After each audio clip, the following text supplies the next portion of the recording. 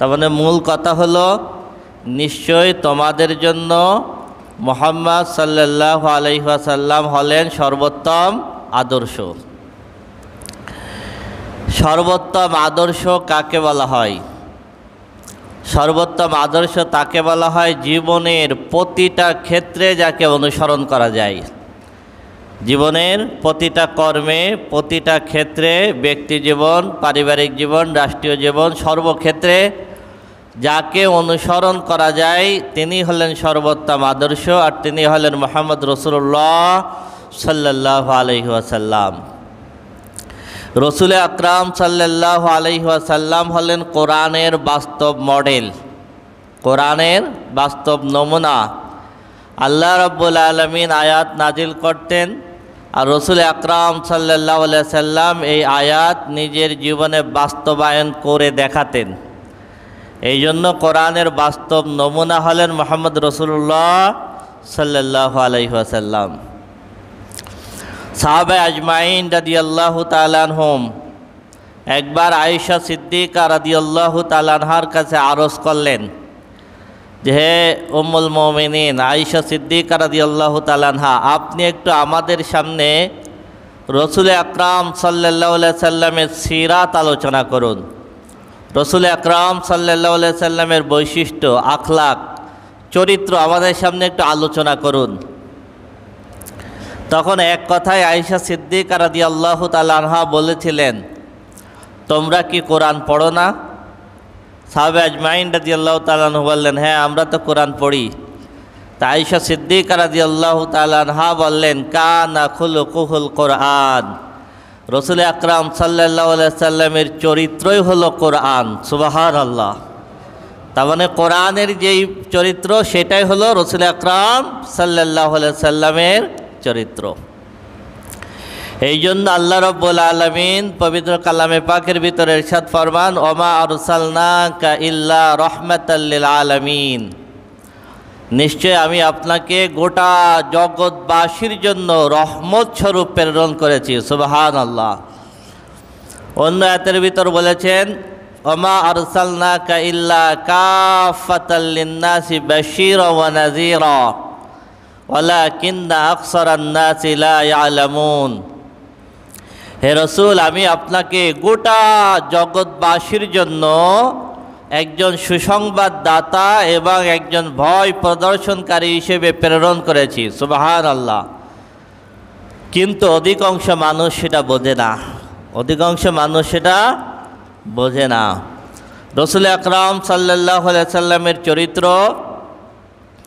আল্লাহ রাব্বুল আলামিন নিজে কোরআনে বর্ণনা করেছেন। কিভাবে? আল্লাহ রাব্বুল আলামিন রসুল আকরাম সাল্লাল্লাহু আলাইহি সাল্লামের চরিত্রের সার্টিফিকেট দিয়েছেন এইভাবে যে ইন্নাকা লাআলা খুলুকিন আযীম, ইন্নাকা লাআলা খুলুকিন আযীম, হে রসুল নিশ্চয় আপনি চরিত্রের সর্বোত্তম আসনে অধিষ্ঠিত। সুবহানাল্লাহ। হে রসুল আপনি চরিত্রের সর্বোত্তম আসনে অধিষ্ঠিত। আর রসুল আকরাম সাল্লাল্লাহু আলাইহি ওয়াসাল্লাম ইরশাদ ফরমান, বুইস্তু লিউতাম্মিমা মাকারিমাল আখলাক, বুইস্তু আমাকে প্রেরণ করা হয়েছে লিউতাম্মিমা মাকারিমাল আখলাক, চরিত্রের পূর্ণতা দানের জন্যই আমাকে পাঠানো হয়েছে। সুবহানাল্লাহ। যে চরিত্রের পূর্ণতা দানের জন্যই আমাকে পাঠানো হয়েছে। ইয়া আইয়ুহান নাবিয়্যু ইন্না আরসালনাকা শাহিদাও ওয়া মুবাশশিরাও ওয়া নাযীরা ওয়া দাইয়ান ইলাল্লাহি বিইযনিহি ওয়া সিরাজাম মুনীরা।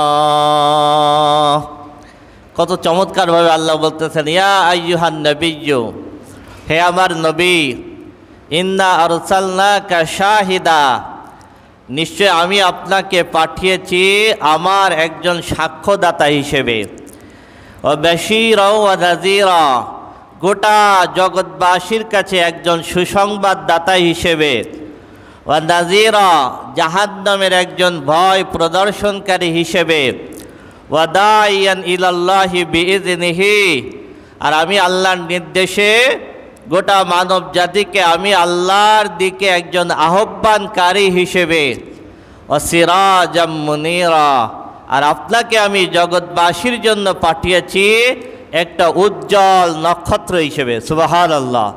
সিরাজুম মুনীর, সিরাজুম মুনীর মানে কি? উজ্জ্বল নক্ষত্র।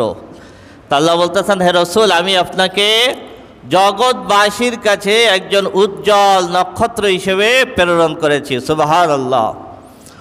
তা রসুল আকরাম সাল্লাল্লাহু আলাইহি সাল্লাম জগৎবাসীর জন্য কেমন উজ্জ্বল নক্ষত্র, রসুল আকরাম সাল্লাল্লাহু আলাইহি সাল্লাম আমাদের জন্য কেন সর্বোত্তম আদর্শ, এর কয়েকটা উদাহরণ দেওয়ার চেষ্টা করব যদি আল্লাহ তৌফিক দেন।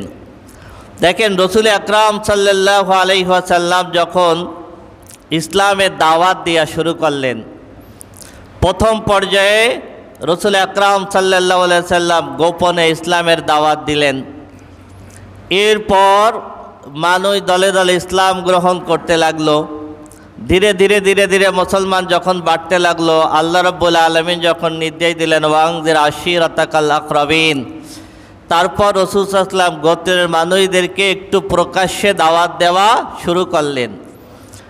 এরপরে মাঝখানের বিস্তারিত ঘটনা আমরা জানি। রসুল আকরাম সাল্লাল্লাহু আলাইহি সাল্লাম সাফা পর্বতের চূড়ায় উঠে কওমের মানুষদেরকে ডাকলেন, আল্লাহর পথে আহ্বান করলেন। কিন্তু কওমের মানুষ তো শুনল না। আবু জাহাল, আবু লাহাব রসুল আকরাম সাল্লাল্লাহু আলাইহি সাল্লামের দিকে পাথর ছুঁড়েছিল। তার বিনিময়ে আল্লাহ রাব্বুল আলামিন সূরা লাহাব নাজিল করলেন। এরপরেও মানুষ দলে দলে ইসলাম গ্রহণ করতে লাগলো। মানুষ যখন দলে দলে ইসলাম গ্রহণ করতে লাগলো, তখন মক্কার কাফের মুশরিকরা একেবারে সর্বশেষ যেই সিদ্ধান্ত নিল সেটা হলো মুহাম্মদকে হত্যা করতে হবে। মুহাম্মদকে হত্যা করতে হবে। কারণ ওরা দেখে যতভাবেই আমরা মানুষদেরকে বুঝাই না কেন, মানুষ দলে দলে ইসলাম গ্রহণ করতেছে। যেমন একবার মক্কায় হজের মৌসুম আসলে তো বিভিন্ন রাষ্ট্রের থেকে মানুষ আসে। তখন মক্কার যারা কুরাইশদের নেতা ছিল তারা চিন্তা করলো, মক্কায় যখন বিভিন্ন এলাকার থেকে মানুষ আসবে, তারা তো মুহাম্মদ সাল্লাল্লাহু আলাইহি সাল্লামের পরিচয় পেয়ে তারা ইসলাম গ্রহণ করবে। তাহলে মানুষদেরকে মুহাম্মদ সাল্লাল্লাহু আলাইহি সাল্লাম থেকে ফিরায় রাখতে হবে। কিভাবে ফিরায় রাখা যায়? ওয়ালিদ ইবনে মুগীরার নেতৃত্বে তারা একটা মিটিংয়ে বসলো। বসার পরে তারা নিজেরা পরামর্শ করে বলতেছে কি, যখন মানুষ আসবে তখন মানুষদেরকে আমরা বলবো মুহাম্মদ একজন কবি, একজন সাহিত্যিক, সে কোরআন নিজে ছন্দের আকারে বর্ণনা করে। তখন ওয়ালিদ ইবনে মুগীরা বলতেছে, না, যদি মুহাম্মদকে আমরা কবি বলি তাহলে মানুষ মানবে না। কারণ স্বাভাবিক কবিদের যেই কবিতা, স্বাভাবিক সাহিত্যের যেই সাহিত্য আর কোরআনের ভাষা এক না। সুবহানাল্লাহ। কোরআন হলো মুজিজা। কোরআন হলো কি? মুজিজা। এটা ঐশী বাণী। সুতরাং কোরআনের বাণী তো অনেক উন্নত। সুতরাং স্বাভাবিক কবি সাহিত্যিকের মতো যদি বলে মুহাম্মদ কবি, তাহলে কেউ মানবে না। তাহলে কি বলা যায়? বলা যায় যে মুহাম্মদ একজন জাদুকর। তখন ওয়ালিদ ইবনে মুগীরা বলতেছে, আচ্ছা, মুহাম্মদকে যদি আমরা জাদুকর বলি তাহলেও তো কেউ মানবে না, কারণ মুহাম্মদ তো জাদু করে না। আবার যদি আমরা বলি মুহাম্মদ অনেক জ্ঞানী, সে নিজেই কোরআন রচনা করেছে, তাহলেও মানুষ মানবে না, কারণ মুহাম্মদ সাল্লাল্লাহু আলাইহি সাল্লাম পৃথিবীতে জাগতিক কোনো বিদ্যালয়ে পড়াশোনা করেন নাই। মুহাম্মদ সাল্লাল্লাহু আলাইহি সাল্লামের শিক্ষক সরাসরি আল্লাহ। সুবহানাল্লাহ, সুবহানাল্লাহ। কোনো অবস্থাতেই যখন তারা কোনো কিছুই বলার খুঁজে পাচ্ছে না, তখন একজন বলতেছে, আচ্ছা, মুহাম্মদ যদি কবি না হয়, যদি সাহিত্যিক না হয়, যদি জাদুকর না হয়, যদি লেখক না হয়, মুহাম্মদ যদি সত্য নবী হয়, তাহলে মুহাম্মদকে মেনে নিতে সমস্যা কি? মুহাম্মদকে মেনে নিতে সমস্যা কি? সাল্লাল্লাহু আলাইহি সাল্লাম। তখন মক্কার নেতারা বলে, না, মুহাম্মদকে তো মানতে পারবো না, যদিও জানি সে সত্য নবী, কিন্তু মুহাম্মদকে যদি মানি তাহলে লাত, মানাত, উজ্জা এই সব যাদের আমরা পূজা করি এগুলো ত্যাগ করা লাগবে, আমাদের বাপ দাদার ধর্ম ত্যাগ করা লাগবে। সুতরাং মোহাম্মদকে মানা যাবে না। কোনো অবস্থাতেই যখন দেখে মুহাম্মদ সাল্লাল্লাহু আলাইহি সাল্লামকে ঠেকানো যায় না, মানুষ দলে দলে ইসলাম গ্রহণ করতে থাকে, তখন ওরা দারুন নদওয়ার বৈঠক করলো। দারুন নদওয়ার বৈঠকে ওরা সিদ্ধান্ত নিল যে মুহাম্মদ সাল্লাল্লাহু আলাইহি ওয়াসাল্লামকে হত্যা করতে হবে, তার কোনো বিকল্প নাই। এইবার ওরা পরামর্শ করলো, যদি কোনো এক গোত্রের একজন গিয়ে হত্যা করে তাহলে কুরাইশ বংশ তাদের উপর থেকে প্রতিশোধ নেবে। তাহলে কি করতে হবে? সব গোত্রের থেকে একজন দুইজন করে লোক বাছাই করতে হবে, তারা গিয়ে মুহাম্মাদের বাড়ি ঘেরাও করে সব গোত্র মিলে মুহাম্মদকে হত্যা করবে। যদি সব গোত্র মিলে মুহাম্মদ সাল্লাল্লাহু আলাইহি সাল্লামকে হত্যা করে তাহলে কুরাইশরা এতগুলো গোত্রের বিরুদ্ধে কোনো প্রতিশোধ নিতে পারবে না। যেমন কথা তেমন কাজ, রাত্রের বেলায় সব গোত্রের লিডাররা এসে রসুল আকরাম সাল্লাল্লাহু আলাইহি সাল্লামের বাড়ি ঘেরাও করে ফেলল। দেখেন, রসুল আকরাম সাল্লাল্লাহু আলাইহি সাল্লামকে আগের থেকেই মক্কার কাফের মুশরিকরা আল আমিন বলতো। আল আমিন বলতো মানে কি? বিশ্বাসী, আমানতদার।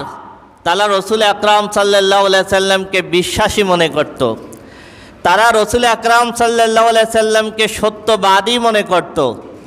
মক্কার কুরাইশরা, মক্কার কাফের মুশরিকরা এটা জানতো যে মুহাম্মদ সাল্লাল্লাহু আলাইহি ওয়াসাল্লাম মিথ্যা বলতে পারেন না। সুবহানাল্লাহ, মিথ্যা বলতে পারেন না। এই জন্য সবাই এক বাক্যে তারা জানতো মুহাম্মদ সাল্লাল্লাহু আলাইহি সাল্লাম হলেন সত্যবাদী, তিনি মিথ্যা বলতে পারেন না। এই জন্য মক্কার কাফের মুশরিকরা তারে রসুল সাল্লাল্লাহু আলাইহি সাল্লামকে সর্বোত্তম আমানতদার মনে করত। এই আমানতদার মনে করে রসুল আকরাম সাল্লাল্লাহু আলাইহি সাল্লামের কাছে অনেক অর্থ সম্পদ আমানত রাখত। চিন্তা করত মুহাম্মাদের কাছে রাখলে যেমন দিব সেরকম থাকবে, এরকম বিশ্বাসে রসুল আকরাম সাল্লাল্লাহু আলাইহি সাল্লামের কাছে মক্কার কাফের মুশরিকরা অনেক সম্পদ আমানত রাখত।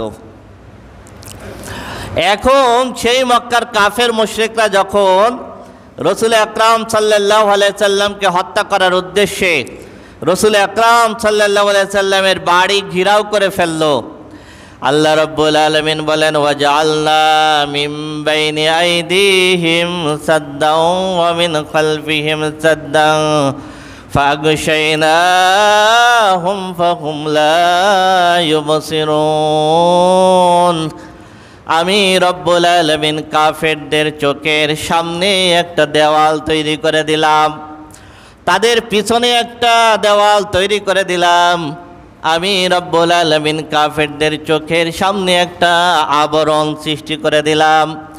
আমার রসুল তাদের সামনের থেকে বের হয়ে গেল, তারা কিছুই দেখতে পারল না। সুবহানাল্লাহ, সুবহানাল্লাহ। রসুল আকরাম সাল্লাল্লাহু আলাইহি ওয়াসাল্লাম একেবারে শুধু বিসমিল্লাহ বলে এক মুষ্টি মাটি ছুঁড়ে দিলেন, ওদের চোখ অন্ধকার হয়ে গেল। রসুল আকরাম সাল্লাল্লাহু আলাইহি সাল্লাম বের হয়ে গেলেন, ওরা কিছুই টের পেল না। আমি যে পয়েন্টটা মূলত এখানে বলতে চাচ্ছি সেটা হলো, রসুল আকরাম সাল্লাল্লাহু আলাইহি ওয়াসাল্লাম আল্লাহর নির্দেশে যখন হিজরত করে যাবেন তখনও রসুল আকরাম সাল্লাল্লাহু আলাইহি সাল্লামের কাছে মক্কার বহু মানুষের অনেক অর্থ সম্পদ জমা করা। আলী রাদিয়াল্লাহু তাআলাকে রেখে রসুল আকরাম সাল্লাল্লাহু আলাইহি সাল্লাম হিজরত করবেন, আর আবু বকর রাদিয়াল্লাহু তাআলাকে আগের থেকে বলে রাখা, তুমি রেডি থাকবা, আমাকে যে কোনো মুহূর্তে বের হয়ে যেতে হবে।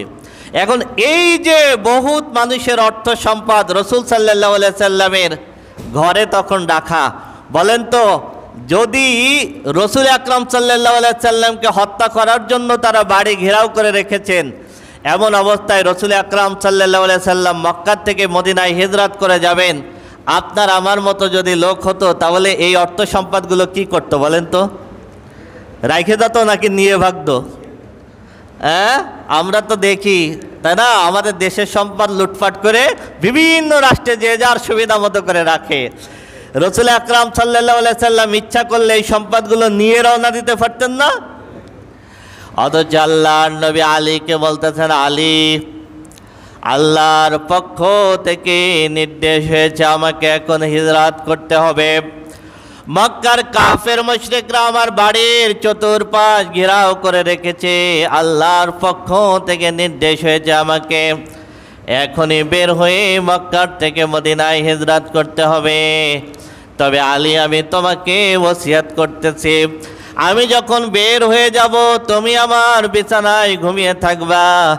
সকালবেলায় সর্বপ্রথম তোমার কাজ হলো এই মাল অমুকের, এই মাল অমুকের, এই মাল অমুকের। আলী, আমি তোমাকে বুঝিয়ে দিয়ে যাচ্ছি, ভোর হওয়ার সঙ্গে সঙ্গে যার মাল, হে আলী তুমি তার বাড়িতে গিয়ে পৌঁছে দিয়ে আসবা।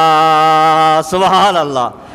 এই জন্য আল্লাহ বলেছেন, লাকাদ কানা লাকুম ফি রাসূলিল্লাহি উসওয়াতুন হাসানা, নিশ্চয় মুহাম্মদ সাল্লাল্লাহু আলাইহি সাল্লাম হলেন তোমাদের জন্য সর্বোত্তম আদর্শ। এটা মুহাম্মদ সাল্লাল্লাহু আলাইহি সাল্লাম বলেই সম্ভব। তায়েফে গিয়েছিলেন ইসলামের দাওয়াত দিতে। হযরতে যায়েদ বিন হারেসা রাদিয়াল্লাহু তাআলা আনহুকে নিয়ে গিয়েছিলেন। তায়েফের মানুষেরা ইসলাম গ্রহণ করে নাই, বরং তায়েফের মানুষেরা ছোট্ট ছোট্ট বালকদেরকে লেলিয়ে দিয়েছিল, যারা রাসূল আকরাম সাল্লাল্লাহু আলাইহি ওয়াসাল্লামের গায়ে পাথর মেরেছিল। যায়েদ বিন হারেসা রাদিয়াল্লাহু তাআলা আনহু যতদূর সম্ভব পাথর ঠেকালেন। কতটা পাথর ঠেকানো যায়, চতুর্দিক থেকে বৃষ্টির মতো পাথর লাগতেছিল। রাসূল আকরাম সাল্লাল্লাহু আলাইহি সাল্লামের শরীর রক্তে রঞ্জিত হয়ে জুতা মোবারক রক্তে ভরে গিয়েছিল। যেই পথ দিয়ে রাসূল সাল্লাল্লাহু আলাইহি সাল্লাম দৌড়াইছিলেন, মানুষ পাথর মারতেছিল।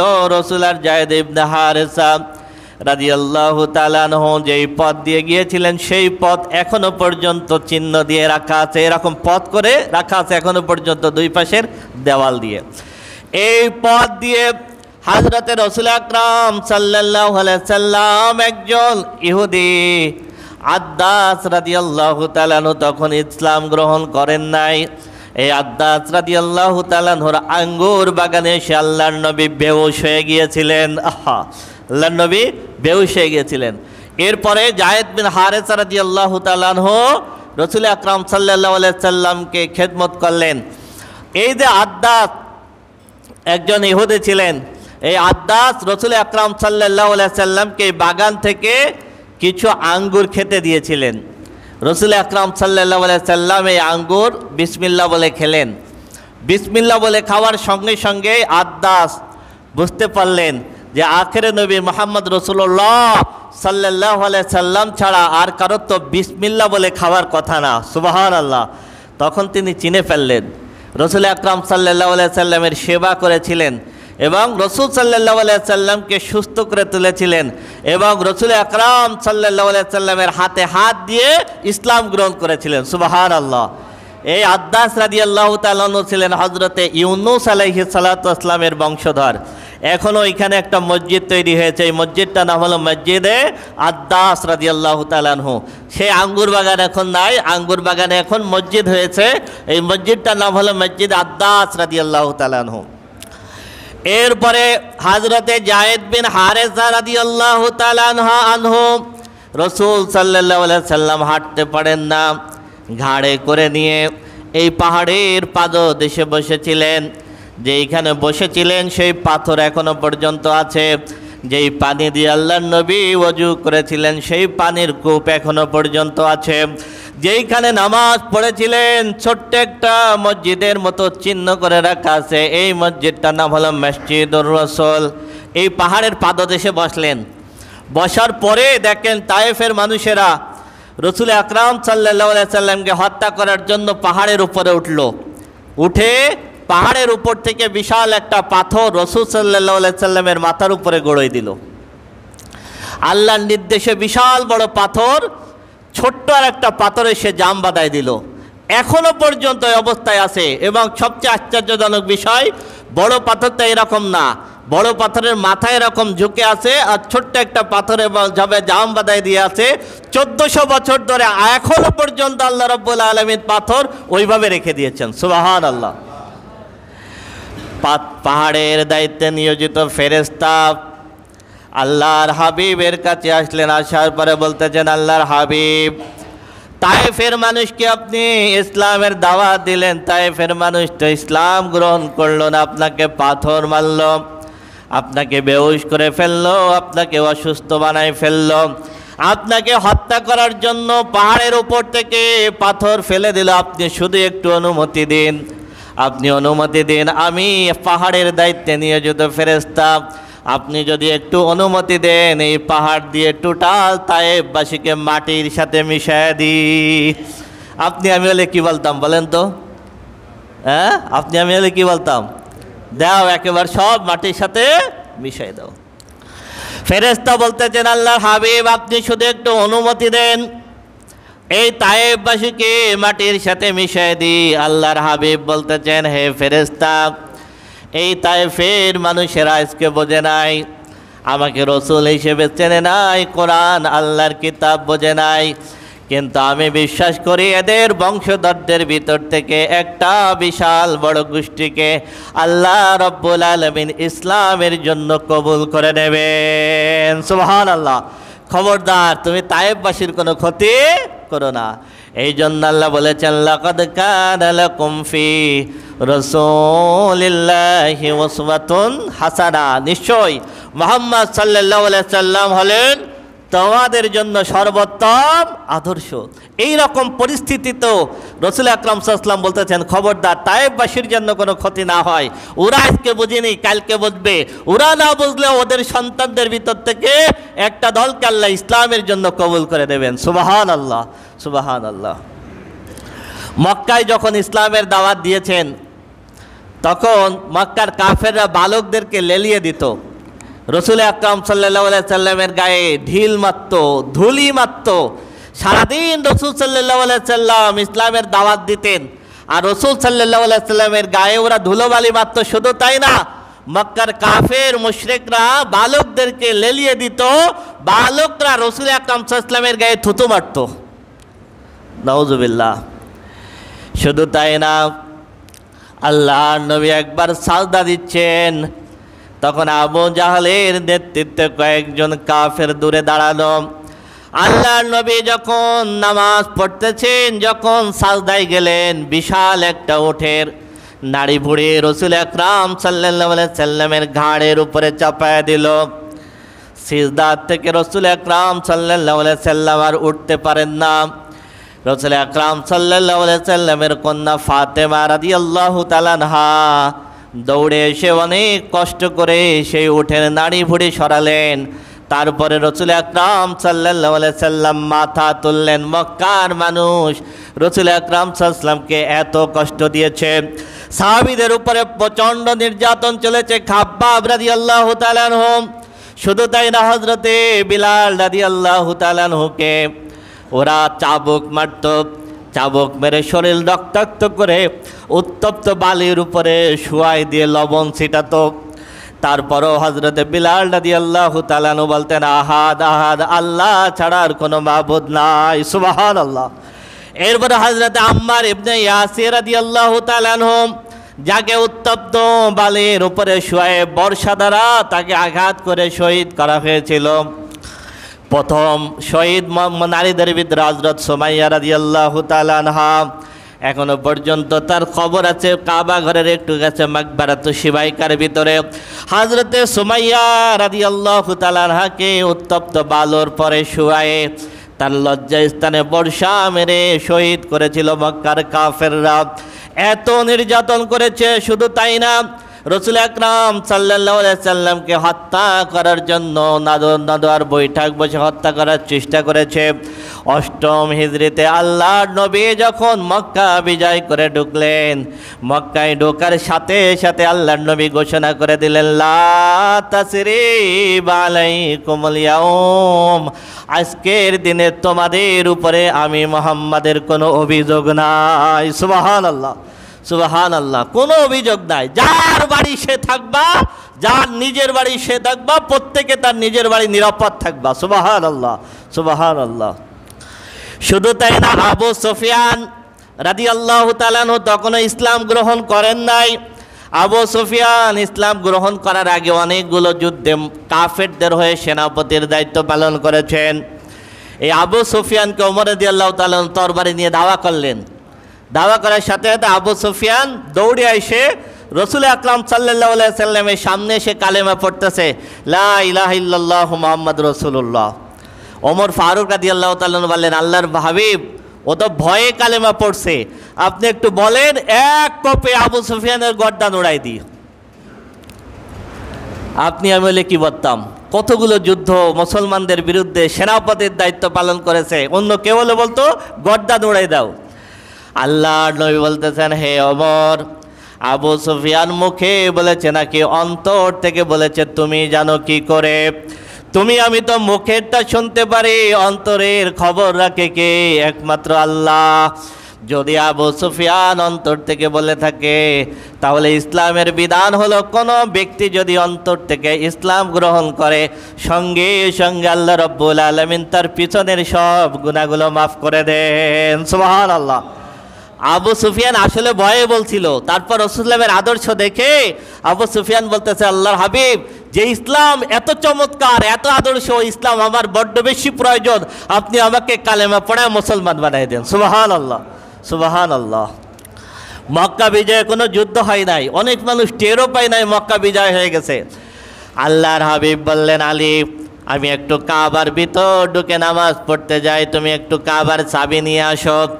এই কাবার চাবি ছিল উসমান ইবনে তালহা রাদিয়াল্লাহু তাআলা আনহুর কাছে। আলী রাদিয়াল্লাহু তাআলা আনহু আসলেন, উসমান ইবনে তালহাকে বলতেছেন চাবি দাও। উসমান ইবনে তালহা বলতেছে দেব না। আলী রাদিয়াল্লাহু তাআলা আনহু শক্তিশালী মানুষ, হাত ধরলেন, মোচড় দিয়ে জোর করে সিনাই নিয়ে আসলেন চাবি। জোর করে সিনাই নিয়ে এসে আল্লাহর হাবিবের কাছে দিলেন। সঙ্গে সঙ্গে জিবরিল আলাইহিস সালাতু ওয়াস সালাম হাজির। আল্লাহর হাবিবকে বলতেছে, আল্লাহর হাবিব আলীকে আপনি পাঠিয়েছেন কাবা ঘরের চাবি আনার জন্য। উসমান ইবনে তালহা তো তার দায়িত্ব পালন করতেছিল, যতক্ষণ না পর্যন্ত স্বেচ্ছায় চাবি না দেয়, জোর করে আলী চাবি এনেছে, এটা আল্লাহ রব্বুল আলামিন পছন্দ করেন নাই। আল্লাহর হাবিব আলীর হাতে চাবি দিয়ে বললেন, যাও উসমান ইবনে তালহার কাছে ফেরত দিয়ে আসো। আলী রাদিয়াল্লাহু তাআলা আনহু উসমান ইবনে তালহার কাছে এসে বলতেছে, চাবি নাও। উসমান ইবনে তালহা বলে, কেন? আমি তোমার কাছ থেকে জোর করে নিছি, এটা আল্লাহ পছন্দ করেন নাই। উসমান ইবনে তালহা বলে, আমি চাবি নেব না, আমাকে মুহাম্মদ সাল্লাল্লাহু আলাইহি ওয়াসাল্লামের কাছে নিয়ে চলো। উসমান ইবনে তালহাকে যখন রাসূল সাল্লাল্লাহু আলাইহি ওয়াসাল্লামের কাছে আনা হলো, উসমান ইবনে তালহা বলতেছে, আল্লাহর হাবিব, যে ইসলামের আদর্শ এত চমৎকার, সেই ইসলাম আমার বড্ড বেশি প্রয়োজন, আপনি আমাকে কালেমা পড়ে মুসলমান বানাই দেন। সুবহানাল্লাহ, সুবহানাল্লাহ। উসমান ইবনে তালহা মুসলমান হয়ে গেল। আল্লাহর হাবিব তার হাতে চাবি দিয়ে বললেন, কিয়ামত পর্যন্ত এই কাবা ঘরের চাবি তোমার বংশের মানুষের হাতে থাকবে। সুবহানাল্লাহ, সুবহানাল্লাহ। এই জন্য আল্লাহ বলেছেন, লাকাদ কানা লাকুম ফি রাসূলিল্লাহি উসওয়াতুন হাসানাহ, নিশ্চয় তোমাদের জন্য মুহাম্মদ সাল্লাল্লাহু আলাইহি সাল্লাম হলেন সর্বোত্তম আদর্শ। শুধু তাই না, দেখেন উহুদের যুদ্ধে রাসূল আকরাম সাল্লাল্লাহু আলাইহি সাল্লামের চাচা আমির হামজা রাদিয়াল্লাহু তাআলা আনহুকে শহীদ করে তার বুক চিড়ে বুকের ভিতর থেকে কলিজা বের করে চাবিয়েছিল হিন্দা, আবু সুফিয়ানের স্ত্রী হিন্দা। আরেকজন সাহাবী যখন এটা দেখলেন, বলেন তো রাসূল ইসলামের চাচার কলিজা বের করে চাবাচ্ছে, আরেকজন সাহাবী দেখলে এটা কি সহ্য করা যায়? ওই সাহাবী তরবারি নিয়ে দৌড় দিলেন, হিন্দাকে আঘাত করবেন, তরবারি অনেকটা নামালেন, এরপরে আবার তুলে দিলেন, কারণ আল্লাহর নবী বলেছেন, যুদ্ধের ময়দানে কোনো নারীর গায়ে আঘাত করবা না। সুবহানাল্লাহ। শুধু তাই না, আল্লাহর হাবিবের সময় প্রত্যেকটা যুদ্ধে একজন ঘোষণাকারী দাঁড়িয়ে ঘোষণা দিতেন, তোমাদের রাসূল বলেছেন যুদ্ধের ময়দানে কোনো নারীর গায়ে আঘাত করবে না, কোনো শিশুর গায়ে আঘাত করবে না, কোনো ধর্মযাজকের গায়ে আঘাত করবে না, কোনো বৃদ্ধ মানুষের গায়ে আঘাত করবে না, কোনো লাশকে বিকৃত করবে না, প্রয়োজন ছাড়া কোনো গরু ছাগল হত্যা করবে না, প্রয়োজন ছাড়া যুদ্ধের ময়দানে একটা গাছের ডাল পর্যন্ত ভাঙবে না। সুবহানাল্লাহ, সুবহানাল্লাহ। এইটাই হলো ইসলাম, মুহাম্মদ রাসূলুল্লাহ সাল্লাল্লাহু আলাইহি ওয়াসাল্লামের আদর্শ। কিভাবে ওয়াদা রক্ষা করতেন দেখেন। হযরত হুযায়ফা রাদিয়াল্লাহু তাআলা আনহু এবং আবু হিয়াল রাদিয়াল্লাহু তাআলা আনহু দুইজন যখন মক্কা থেকে মদিনায় হিজরত করতেছেন, পথে আবু জাহালের সাথে দেখা। আবু জাহাল বলে, মক্কায় গিয়ে আমাদের বিরুদ্ধে বদর যুদ্ধে অংশগ্রহণ করবা, তোমাদের যেতে দেব না। হুযায়ফা রাদিয়াল্লাহু তাআলা আনহু এই তরবারির মুখে কথা দিলেন যে মদিনায় গিয়ে যাব, কিন্তু তোমাদের বিরুদ্ধে বদর যুদ্ধে অংশগ্রহণ করব না। এই ওয়াদা দিয়ে আবু জাহাল তাদেরকে ছেড়ে দিলেন। হুযায়ফা রাদিয়াল্লাহু তাআলা মদিনায় আসলেন। রাসূল সাল্লাল্লাহু আলাইহি ওয়াসাল্লাম বদর যুদ্ধের জন্য বের হচ্ছেন। রাসূল আকরাম সাল্লাল্লাহু আলাইহি ওয়াসাল্লাম যখন বের হচ্ছেন, হুযায়ফা রাদিয়াল্লাহু তাআলা বলেন, আল্লাহর হাবিব, আমরা তো তরবারির মুখে কথা দিয়েছি, ইসলামের প্রথম যুদ্ধ, আমরা বদর যুদ্ধে অংশগ্রহণ করতে চাই। রাসূল আকরাম সাল্লাল্লাহু আলাইহি সাল্লাম বললেন, যদিও তোমরা কথা দিয়েছ তরবারির মুখে, যদিও কথা দিয়েছ কাফেরদের সঙ্গে, তারপরে আমি রাসূল ওয়াদা ভঙ্গ করে তোমাদেরকে বদরের প্রান্তরে নিতে পারবো না। আব্দুল্লাহ ইবনে আবিল হাম্মাদ রাদিয়াল্লাহু তাআলা আনহু বলেন, রাসূল আকরাম সাল্লাল্লাহু আলাইহি সাল্লাম আমার কাছে কিছু টাকা পেতেন, অর্থ পেতেন। এই অর্থ দেওয়ার জন্য আমি রাসূল সাল্লাল্লাহু আলাইহি ওয়াসাল্লামকে বলেছিলাম, অমুক দিন অমুক জায়গায় আপনার এই টাকা দিয়ে দেব। সেই দিন এসে গেল, কিন্তু আমি ভুলে গেলাম, আবার দিতে মনে নাই। 3 দিন পরে আমার মনে হলো। 3 দিন পরে আমি ওই জায়গায় গিয়ে দেখি মুহাম্মদ সাল্লাল্লাহু আলাইহি সাল্লাম 3 দিন ধরে দাঁড়িয়ে আছেন। সুবহানাল্লাহ। একটা বারের জন্য আমাকে বলেন নাই তুমি কেন 3 দিন আসো নাই, শুধু বললেন তুমি আমাকে একটু কষ্ট দিয়েছ, ওয়াদা রক্ষা করার জন্য আমি 3 দিন তোমার জন্য এই জায়গায় অপেক্ষা করেছি। সুবহানাল্লাহ, সুবহানাল্লাহ। শুধু তাই না, দেখেন রাসূল আকরাম সাল্লাল্লাহু আলাইহি সাল্লামের কাছে একবার 90,000 দিরহাম আসলো হাদিয়া, মানুষকে বিলাচ্ছেন। বিলাতে বিলাতে সব বিলানো শেষ। এমন সময় একজন সায়েল আসলেন, আসার পরে কিছু চাইলেন। রাসূল আকরাম সাল্লাল্লাহু আলাইহি ওয়াসাল্লাম বললেন, 90,000 দিরহাম ছিল, বিলানো শেষ, তবে তুমি একটা কাজ করো, মক্কার যে কোনো মানুষের কাছ থেকে আমার কথা বলে তুমি অর্থ নিয়ে নাও, আমি মুহাম্মদ তোমার হয়ে তোমার ঋণ পরিশোধ করব। সুবহানাল্লাহ। লাকাদ কানা লাকুম ফি রাসূলিল্লাহি উসওয়াতুন হাসানাহ। এই জন্য আল্লাহ বলেছেন, নিশ্চয় মুহাম্মদ সাল্লাল্লাহু আলাইহি সাল্লাম হলেন সর্বোত্তম আদর্শ। রাস্তা দিয়ে যখন হাঁটতেন তখন মনে হতো সিঁড়ির থেকে উপর থেকে নিচের দিকে আসতেছেন, এত নরমভাবে হাঁটতেন। যখন খাবার খেতেন মাটিতে বসে খাবার খেতেন, আর বলতেন আমি সেই রকম খাবার খেতে পছন্দ করি যেই রকম একজন গোলাম খাবার খাই। সুবহানাল্লাহ, সুবহানাল্লাহ। একটা সফরে রাসূল আকরাম সাল্লাল্লাহু আলাইহি সাল্লামের সঙ্গে সাহাবীরা একটা ছাগল জবাই করে রান্না করবেন। এখন দায়িত্ব বন্টন হচ্ছে। কেউ একজন বলতেছেন আমি এটা জবাই করব, একজন বলতেছেন আমি চামড়া ফেলবো, একজন বলতেছেন আমি এটা রান্না করব, একজন বলতেছেন আমি গোস্ত বানাবো। সঙ্গে সঙ্গে রাসূল আকরাম সাল্লাল্লাহু আলাইহি সাল্লাম বলে উঠলেন, এই ছাগল রান্না করার জন্য লাকড়ি জোগাড় করার দায়িত্ব আমি মুহাম্মদ নিলাম। সাহাবীরা বললেন, আপনার কিছুই করতে হবে না আল্লাহর হাবিব, আপনার কিছুই করতে হবে না।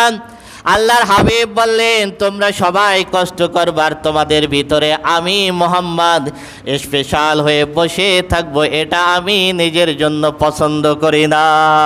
সুবহানাল্লাহ। বদর যুদ্ধে একটা উট 3 জনের ভাগে ছিল, একটা উট 3 জন। রাসূল সাল্লাল্লাহু আলাইহি ওয়াসাল্লামের সাথে যে উটটা ছিল সেখানে ছিলেন আলী রাদিয়াল্লাহু তাআলা আনহু, আবু লুবাবা রাদিয়াল্লাহু তাআলা আনহু এবং রাসূল সাল্লাল্লাহু আলাইহি ওয়াসাল্লাম।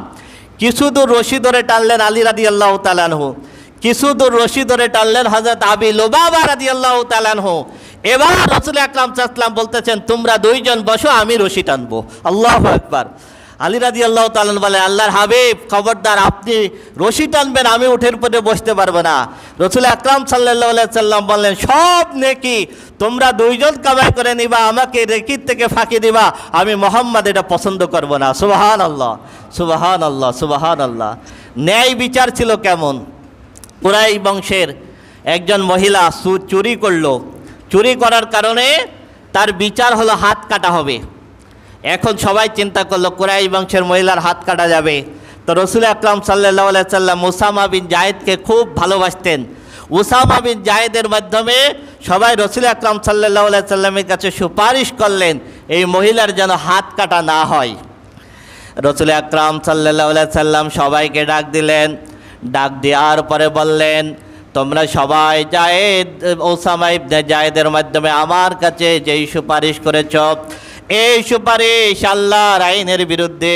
আমি আল্লাহর কসম নিয়ে বলতেছি, আল্লাহর কসম দিয়ে বলতেছি, আজকে যদি আমার কন্যা ফাতেমাও যদি চুরি করত, আমি মুহাম্মদ ফাতেমার হাত কেটে দিতাম। সুবহানাল্লাহ, সুবহানাল্লাহ। ন্যায় বিচার কাকে বলে?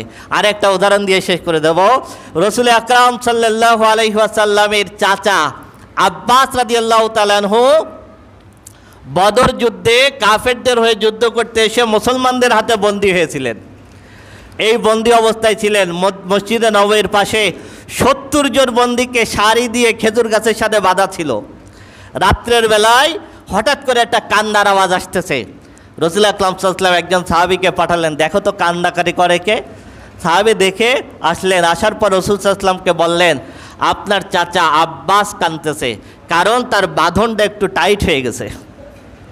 রাসূল আকরাম সাল্লাল্লাহু আলাইহি ওয়াসাল্লাম কিছুই বললেন না, শুধু চোখ একটু বড় করলেন। কিছুক্ষণ পর আর কোনো কান্নার আওয়াজ আসে না। রাসূল আকরাম সাল্লাল্লাহু আলাইহি ওয়াসাল্লাম ওই সাহাবীকে ডেকে বললেন, কান্নার আওয়াজ আসে না কেন? তখন সাহাবী বলেন, আমি আপনার চাচা আব্বাসের বাঁধনটা একটু ঢিল করে দিয়েছি। আল্লাহর হাবিব বললেন, আমার চাচা হওয়ার কারণে তুমি যদি আব্বাসের বাঁধন ঢিল করে থাকো, তাহলে শুনে রাখো, বাকি 69 জনের বাঁধন যদি ঢিল না করো, আমি মুহাম্মদ আখিরাতে আল্লাহর দরবারে জবাব দিতে পারবো না। এই জন্য আল্লাহ বলেছেন, লাকাদ কানা লাকুম ফি রাসূলিল্লাহি উসওয়াতুন হাসানাহ, নিশ্চয় তোমাদের জন্য মুহাম্মদ সাল্লাল্লাহু আলাইহি ওয়াসাল্লাম হলেন সর্বোত্তম